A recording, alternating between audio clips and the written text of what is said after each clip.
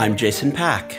And I'm Alex Hall, and this is Disorder, a podcast where we try to order our mad world. And this week, you hear the second part of our two-part series with Jamie Metzl, author of Superconvergence. So if you missed last week's episode, please make sure you listen to that one before this episode. Today we're going to delve deeper into Jamie's thoughts on AI, big pharma, big data, and personalized medicine. And how in all of these, we're going to be seeing capital-intensive industries being built, and the computing and healthcare pipelines are going to become consolidated. So what can global regulators do to prevent market capture? Jamie and I are also going to close our discussion by fleshing out his big idea to create a global institution that could help us order the disorder. And that's his One Shared World project.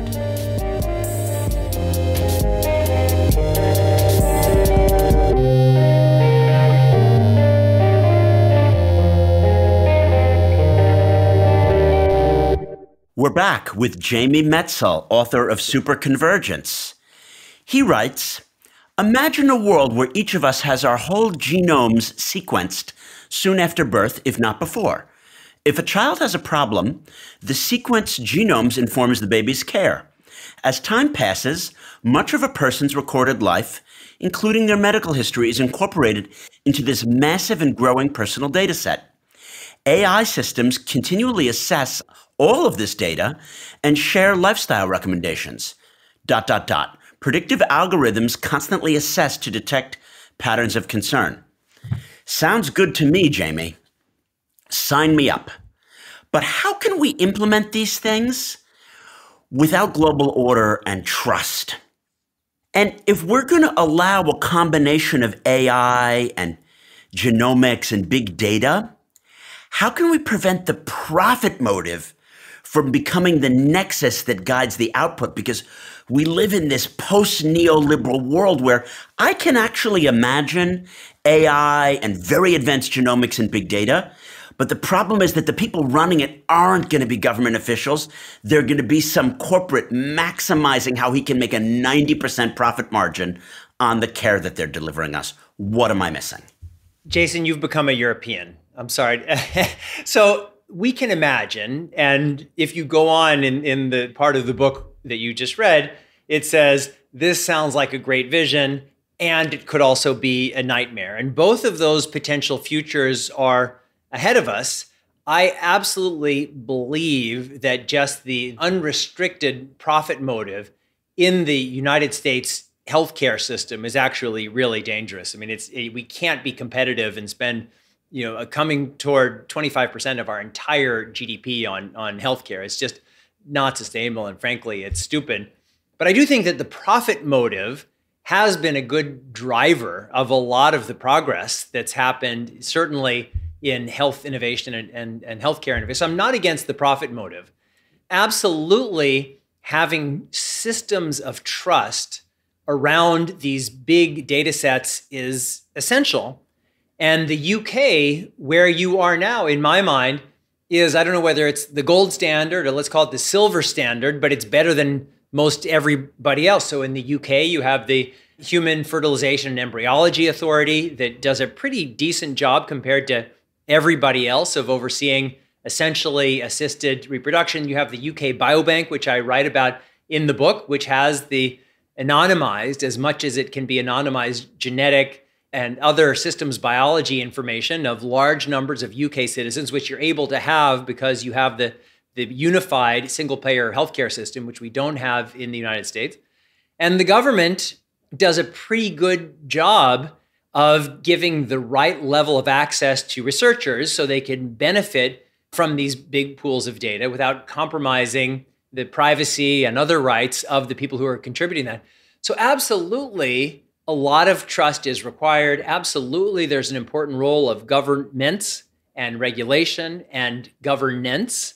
And the competitive pressures are both a help and a hindrance. So if you're in a country like UAE or Singapore or Finland or Estonia, there's really a model of saying, let's do healthcare really well in an integrative way, using a systems biology approach, using lots of digital capabilities. And if you build that model in Estonia, you have something that you can actually export.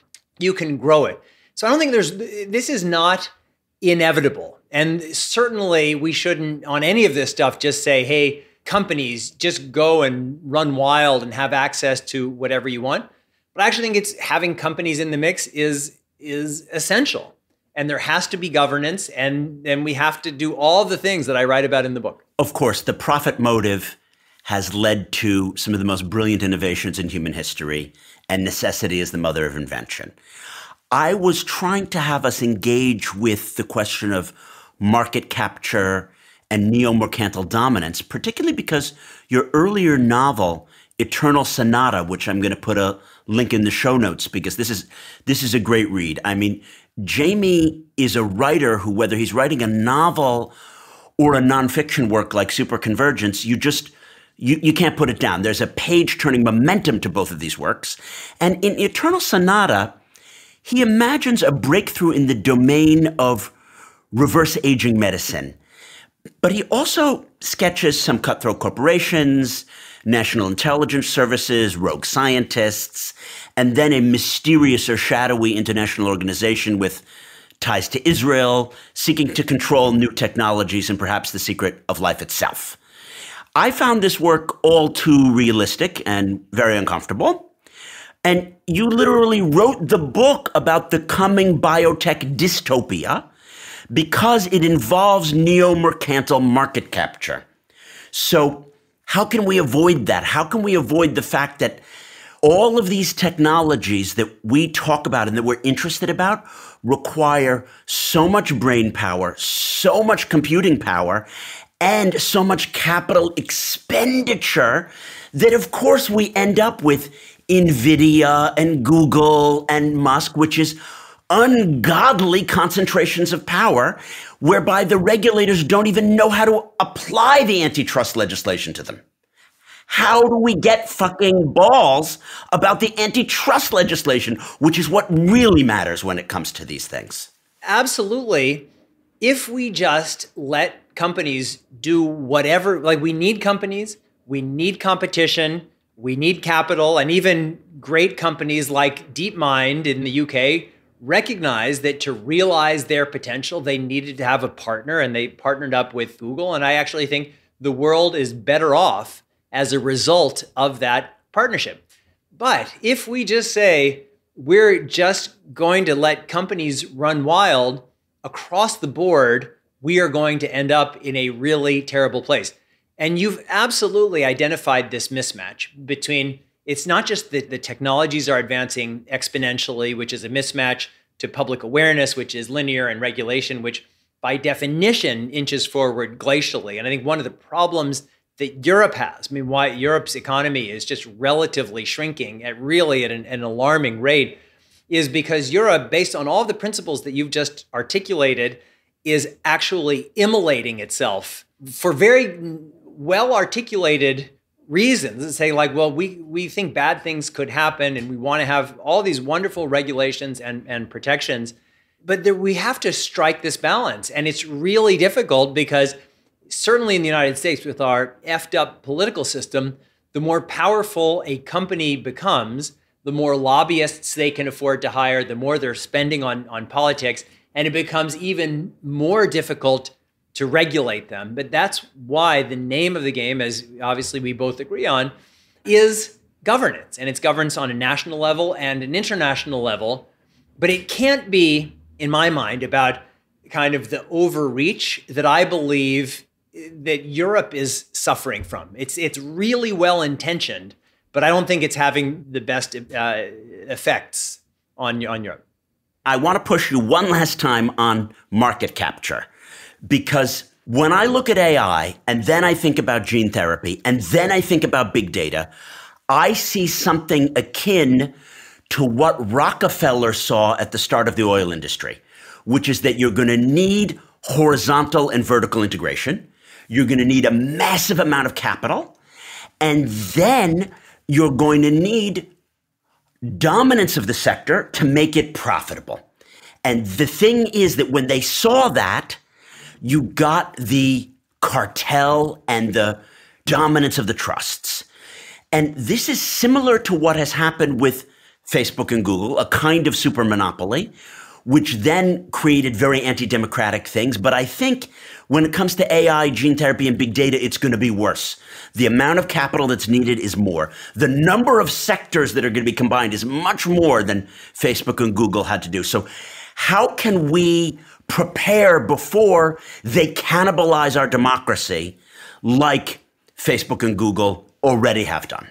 Yeah, so that's one very possible future, and we're already seeing manifestations of that. And certainly with social media, we've not had the right regulations or even sufficient or pretty much any regulations on social media. And we've seen this incredible harm that's allowed our systems to be manipulated by actors here, but also by bad actors elsewhere, China, Russia, Iran, interfering in our societies. And whether it was the election of Trump or Brexit in the UK, we're already seeing how toxic that is.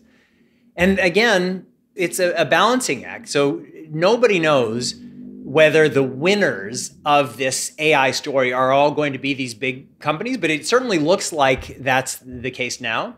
And yet you have these little tiny companies like Mistral in France, who all of a sudden are pulling rabbits out of a hat. And the basic formula for most of this stuff is the better and high quality data you have, the more computing power, this better and stronger and more versatile your algorithms, the more you're going to be able to detect patterns in complex data sets that are far beyond what any human could process in our unaided minds.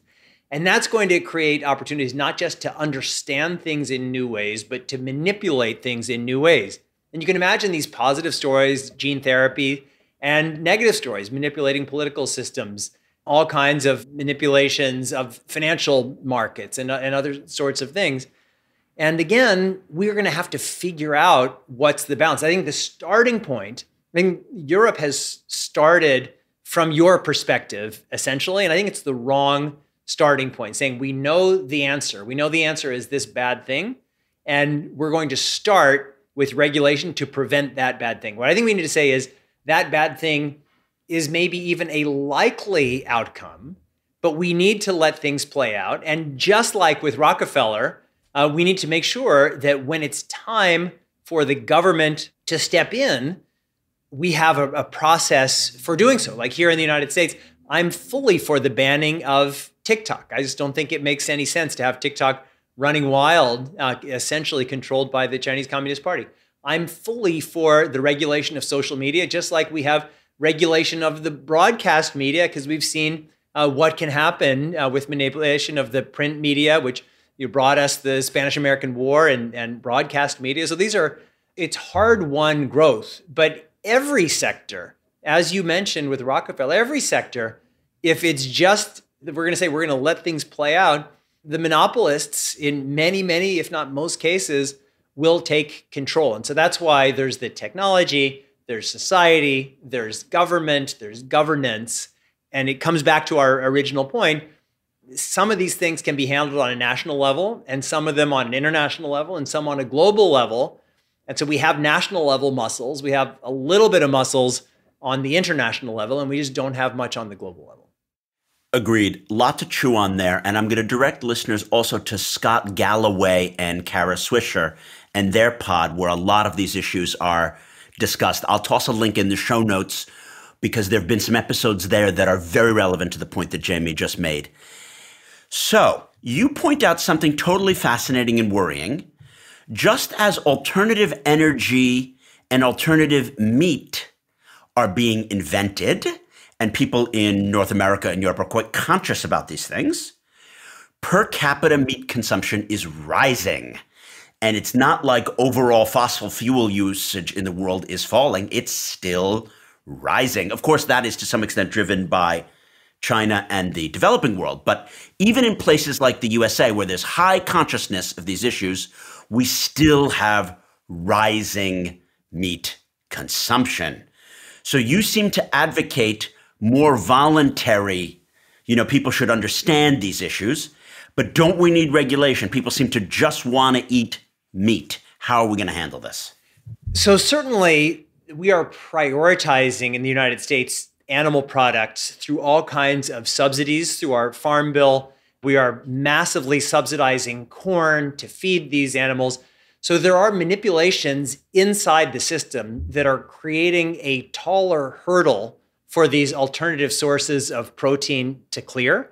And I absolutely think that we should look at that system of incentives. And again, because my inclination is both top down and bottom up, the question is, how do we do it?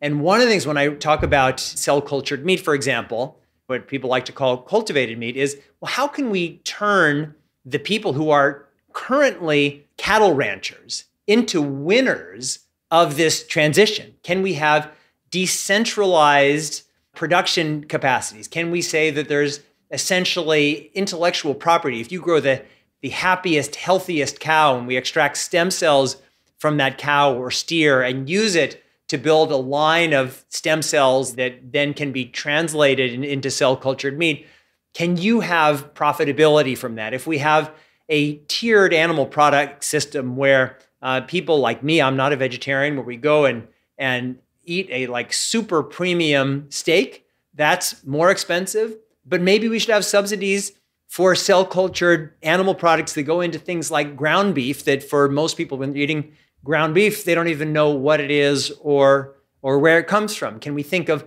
hybridized products? We have some animal products from animals and some biologically identical animal products that were grown in other ways. And that's why, again, industrial animal agriculture is not something our species has been doing since time immemorial. We've been doing it for about 70 years here in the United States, much less in other parts of the world. So we're not changing some timeless thing. We're saying, how do we build the most sustainable food system that we can? That's very compelling. We have problems of the commons. And one of the ways that you face up problems of the commons is you reward them for sustainable behavior. So that's extremely compelling.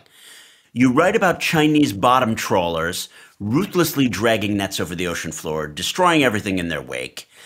And obviously from overfishing, which is something that is the definition of a problems of the commons, to all of the nth order effects of mass food and mass agriculture and mass cow farming and the environmental effects.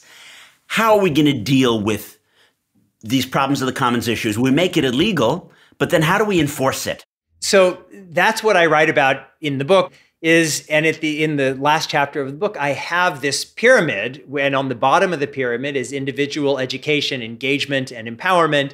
And then there is the groups, then there's national regulation. And at the top is basically an upgrade of our global operating system. And so, as I said earlier, in order to solve problems of the commons, we need to have a framework for addressing common problems. And that's the thing that we don't have. And so we can get there piecemeal, and we have a lot of important efforts that are happening, whether it's on climate change or pandemics or any of these other areas. But those individual efforts aren't going to add up to the change we need unless we put a lot more attention. We have to solve multiple problems at multiple levels simultaneously. Jamie, what a treat it is to order the disorder with you, a true mega orderer. You may or may not know that one of the questions I ask a lot of our guests is, if you were king for a day, what international institution would you create to order the disorder? But you are the first guest who actually ends his book talking about the international institution that he would create if he was king for a day. So, please tell us, what is interdependence? How do we understand it? And what is the institution which can embed our interdependence with each other and solve our global governance challenges? So interdependence, I think everybody understands it intuitively. It's my fate is connected to your fate, really whether I like it or not. And the pandemic is a good example of that. We could say, well, I'm just this independent person, but a pathogen that infected its first human in Wuhan, no matter what the relationship is between the United States and China, it was my problem as well, equally with people all around the world. So we are connected to each other in a way that our ancestors weren't. That's why there were lots of spillovers a long time ago, and they just died where they were because nobody left. And so if there were even terrible, deadly spillovers, Ebola and other things just stayed there. Now we're connected to each other. And so, yes, if we were just saying, let's start with a blank sheet of paper and say, all right, how should the world be organized? Forget where we are, forget humans, just how should the world be organized?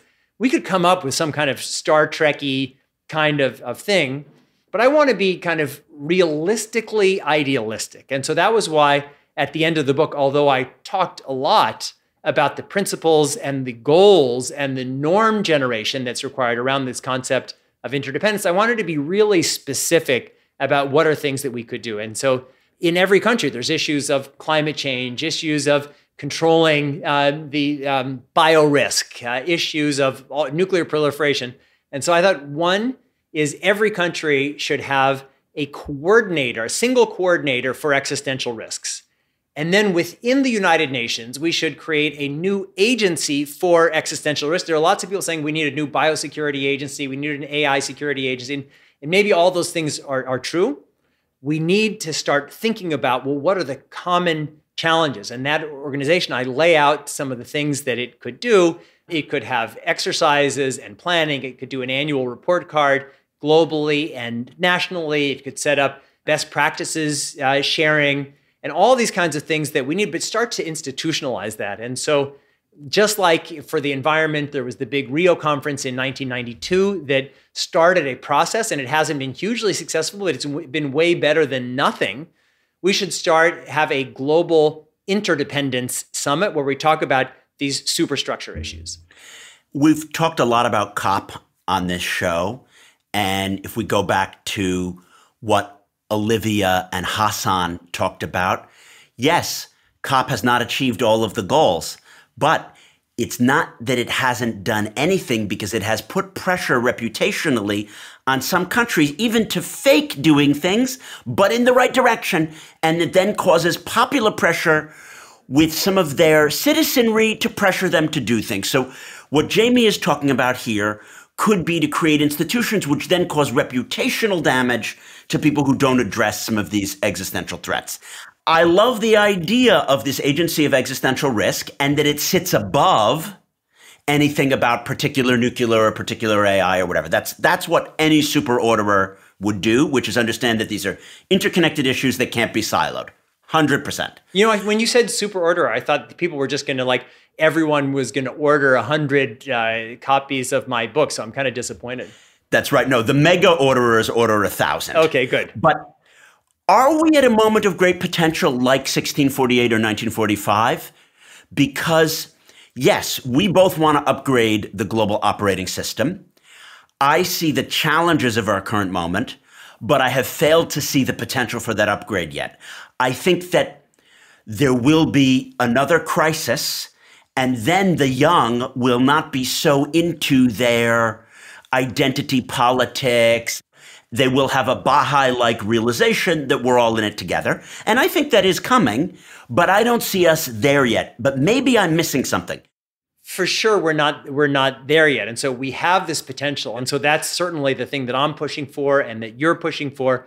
But I completely agree with you that consciousness raising is not enough. As a matter of fact, last week I was giving a talk, and we had a big book event at the MIT Museum, and somebody got really mad at me for my criticism of Greta Thunberg, who I think did a lot in the early years, and now I think has just become a very destructive presence because everybody is becoming a Kardashian of outrage, whether it's Donald Trump Kardashian or AOC Kardashian or Greta Thunberg Kardashian, who has to be like the greatest extremist on Hamas and all of these other things.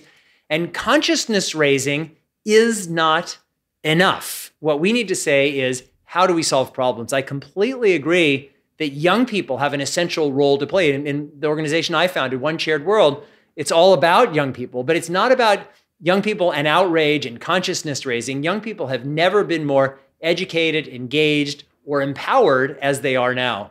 And that energy needs to go toward problem solving. Outrage, skipping school on Friday, that is not enough. And frankly, with Greta Thunberg, it's actually become negative. You heard it here first. Outrage is not going to order the disorder, nor even is consciousness raising. It's actual problem solving. Love it. So to wrap, you write about your upbringing in Kansas City, being descended from Holocaust survivors. How do you feel that those experiences and other parts of your very interesting, varied background from Oxford to Cambodia, how have they influenced your views on global governance and the solutions you advocate? It's really everything. So my father and grandparents who actually spent the war, they escaped from Austria to Switzerland, were displaced persons for 10 years, came to the United States in 1948 after the war. So you see what happens when societies break down, when societies take a wrong turn. That led to my intense focus on human rights issues. And certainly I studied international law and human rights when I was at law school, but I spent 2 years as a human rights officer with the United Nations in Cambodia.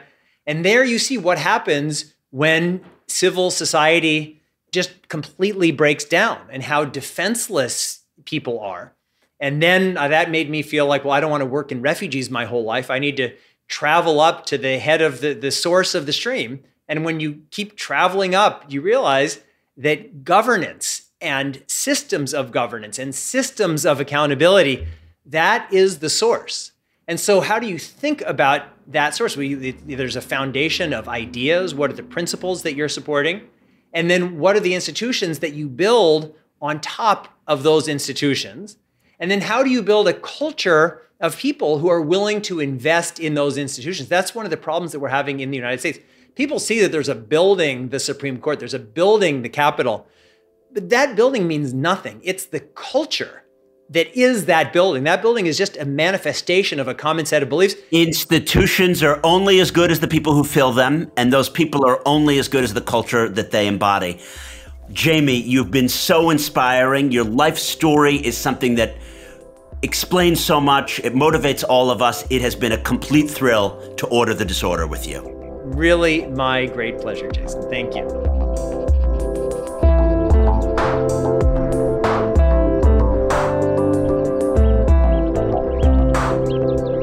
After the break, how realistic is it to hope that we can order the disorder?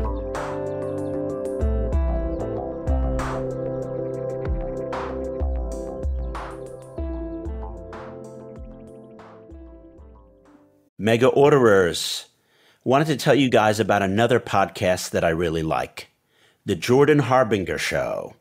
We're really fortunate to have Jordan as a guest later this year.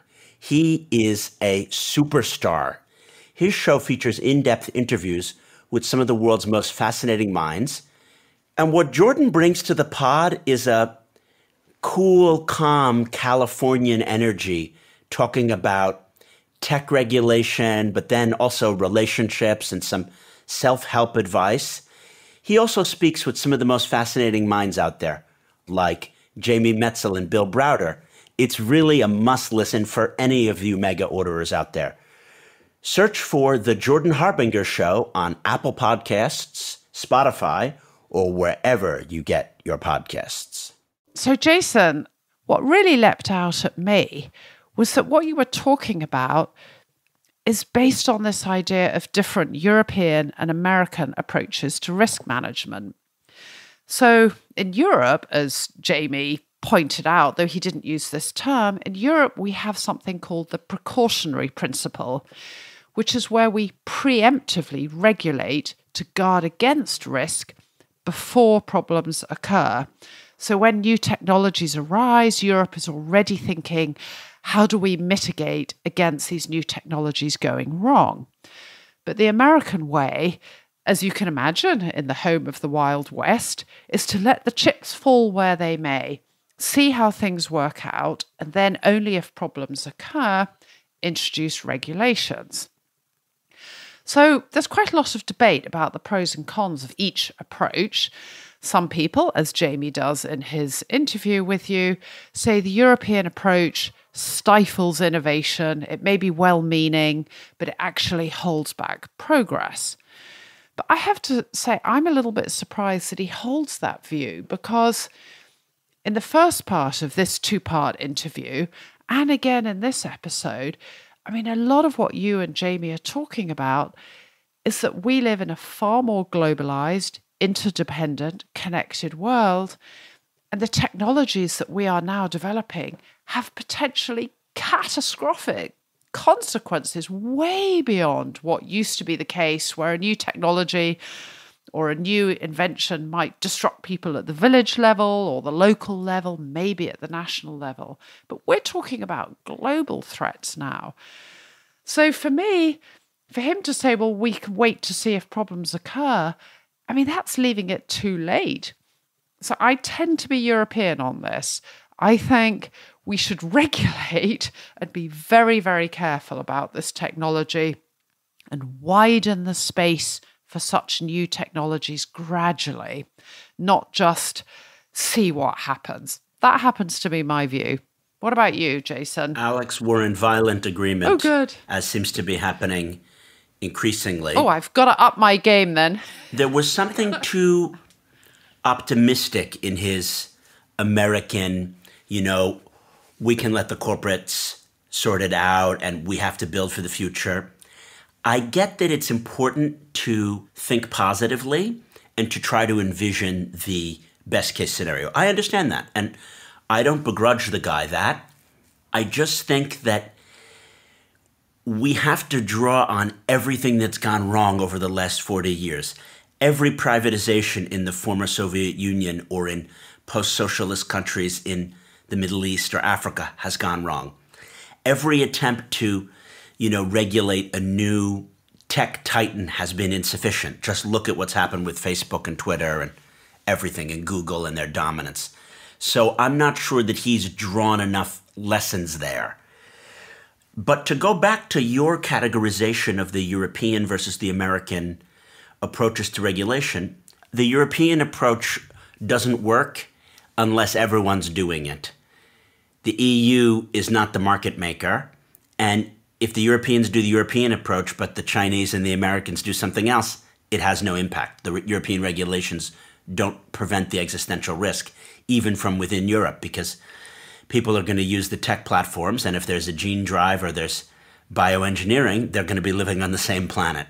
So I think that that's a huge flaw in Europe's regulatory capacity, is that it doesn't leverage the European market enough to cause behavioral changes by Chinese and American firms.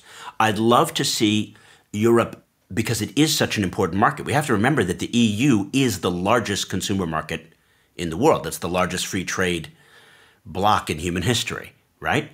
So it would be great if that was used not just to regulate the EU, but to set common standards. Like, people may know about this whole issue of the USB-C charging cable and the ports.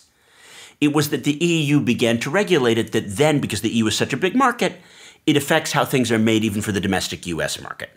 And that could even come about with, emission standards and other things. But the EU doesn't really leverage that in a coherent way. It's not a global player in the way that America and China think of themselves, just like they do in the foreign policy space, as mega ordering the globe.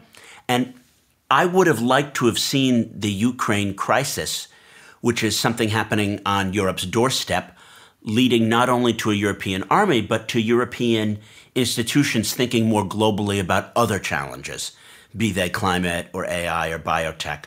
We haven't seen that yet, and it is more challenging in a post-Brexit situation, Alex.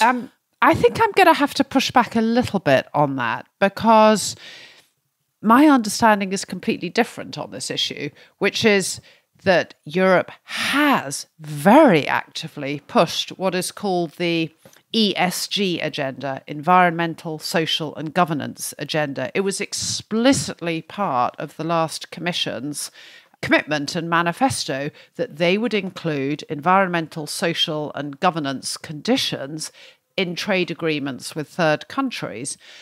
And what's actually happened is that there is a growing backlash against EU efforts to insert such clauses in their trading arrangements with third countries.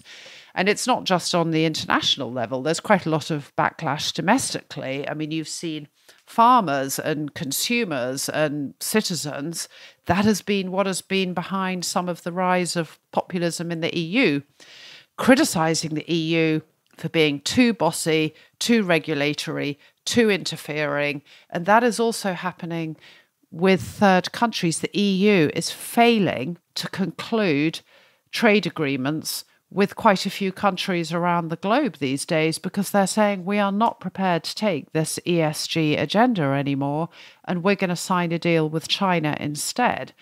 So I think you're slightly unfair to criticise the EU for not doing enough. They've tried and they are facing headwinds pushing back against them. And what needs to happen is, China is offering a very different model for these third countries where we're not going to interfere on human rights, we're not going to comment on your governance, we don't care what you do on the environment, just sign a deal with us. And what needs to happen is the EU and the US need to stop competing with each other. They need to collaborate and come up with common standards. And that is the key governance agenda of the next few years, is can the EU and the US stop competing with each other and actually collaborate? Otherwise, China will steal a march on both of us. Alex, I do see that very similarly to you.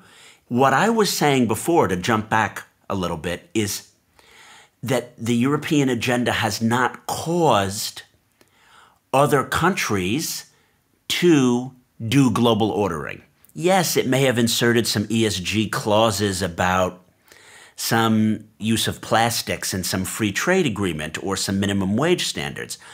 I'm talking about doing the extent of global ordering that causes the way the goods are manufactured in China and America to conform to EU standards.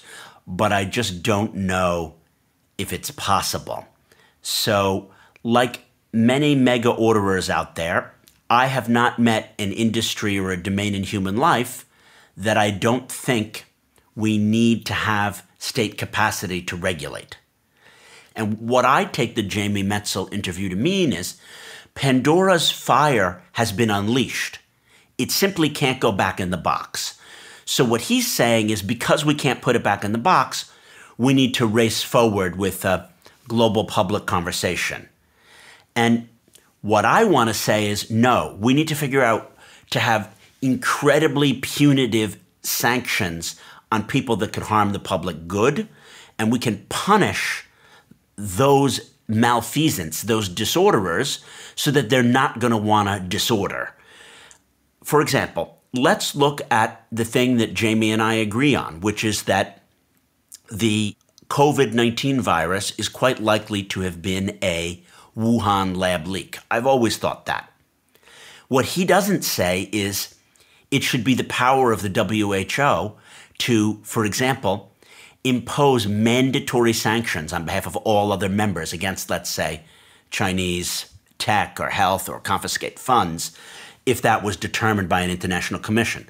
The pandemic, in addition to costing something like 20 million excess deaths globally, it costs 10 trillion in the global economy.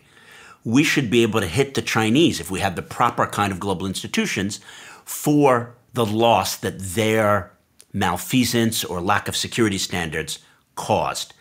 And if the UN and the WHO are just talking shops, then we need to move beyond talking shops to real international institutions with the muscle to sanction, not just words.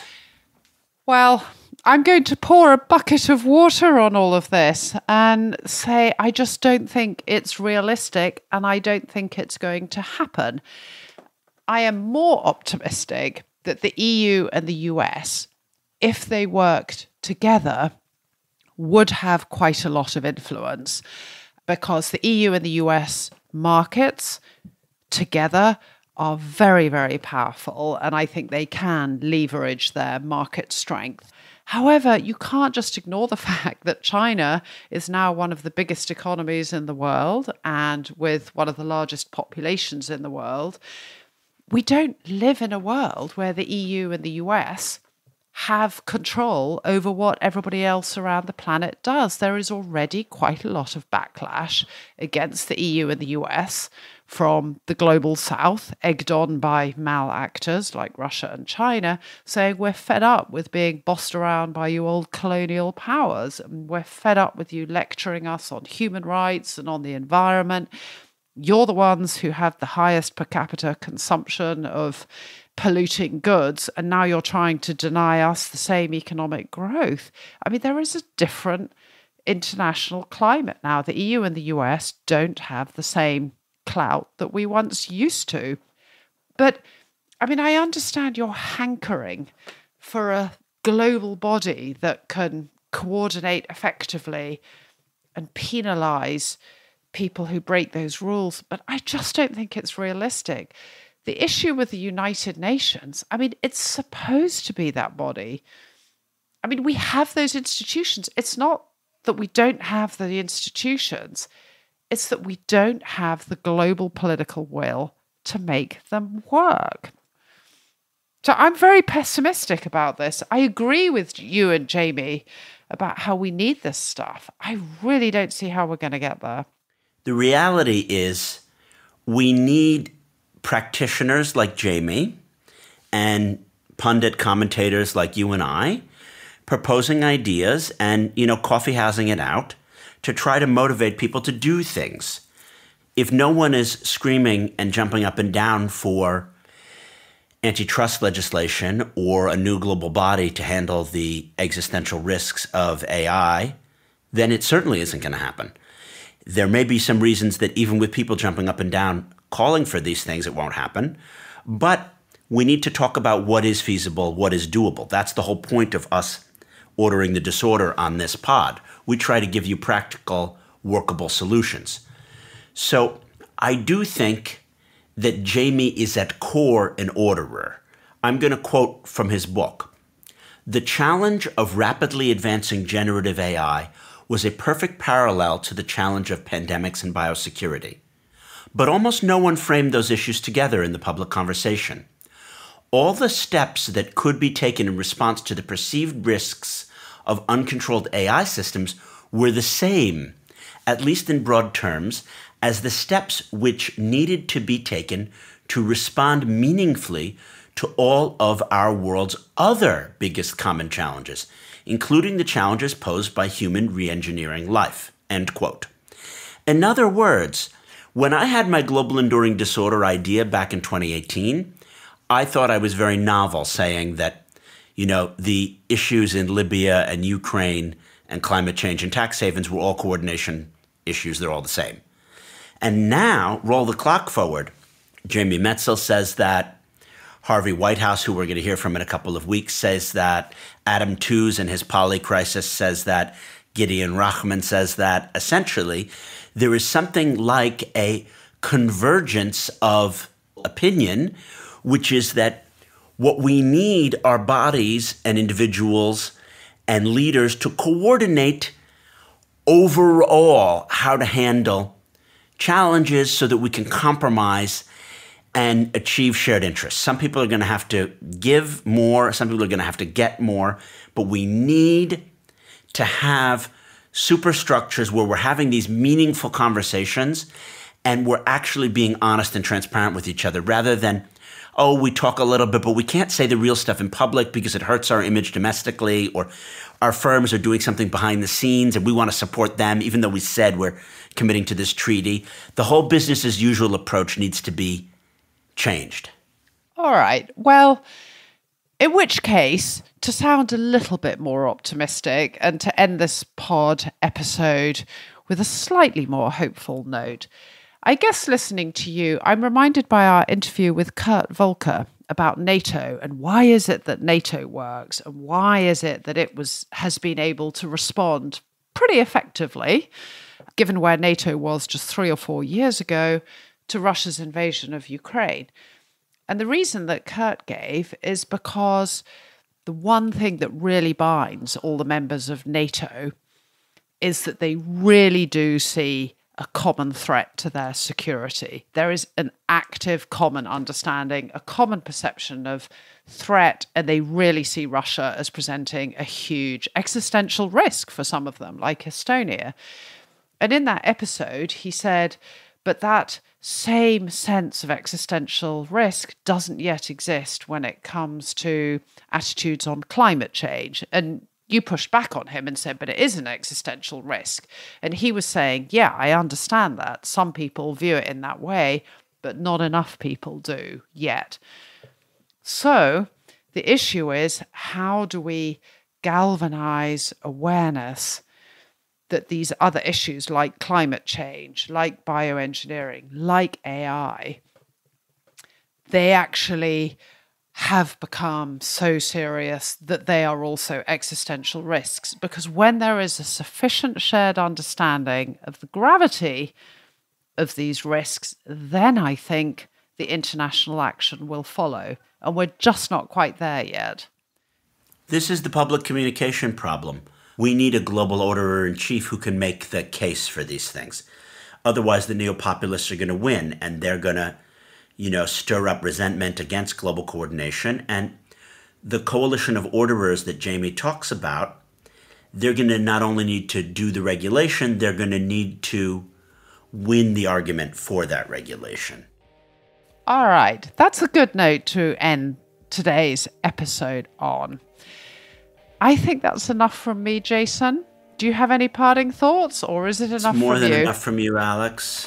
And it is always more than enough from me. In which case, that is it for this week. If you too want to help order the disorder, please tap follow right now wherever you get your podcasts, and you'll be notified when every new uplifting, joyful episode launches. Well said. And for more on today's episode, please subscribe to our Substack. There's a link in the show notes. Super mega orderers on our paid version will get even more insights and sometimes cute little videos from me. Our producer is George McDonagh. Our executive producer is Neil Fearn. Thank you so much for listening, and we hope you have an orderly week.